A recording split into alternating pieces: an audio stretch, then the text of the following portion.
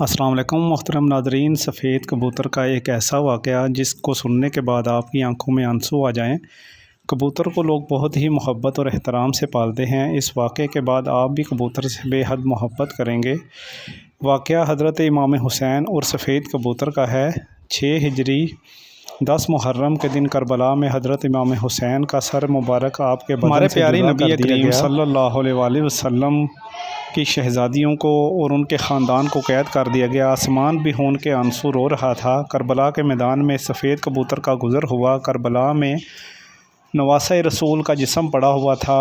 وہ کبوتر میدان کربلا میں جسم اطہر کے پاس آیا اور پرندوں سے کہنے لگا، قیامت آ گئی۔ حضرت محمد صلی اللہ علیہ وسلم کے نواسہ رسول کو کربلا میں شہید کر دیا گیا اور خاندان بکھر کر رہ گیا۔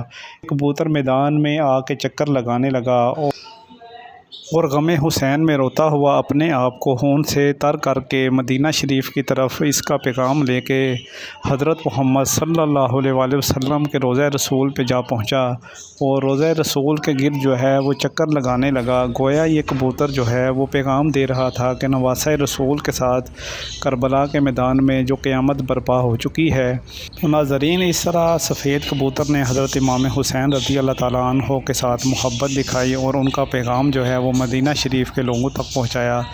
بزرگوں کا قول ہے کہ آج کل جو ہمارے پاس سفید کبوتر ہیں یہ اسی کبوتر کی نسل میں سے ہیں، اس لیے ہم سب لوگ سفید کبوتر سے بے حد محبت کرتے ہیں۔ اگر میری ویڈیو آج کی آپ کو اچھی لگی اور یہ واقعہ آپ کو بہت اچھا لگا، 9-10 محرم کے دن ایام بھی چل رہے ہیں، تو میری اس ویڈیو کو آپ لائک کریں اور میری اس ویڈیو کو جو ہے وہ دوسروں تک پہنچائیں، اس کو شیئر کریں۔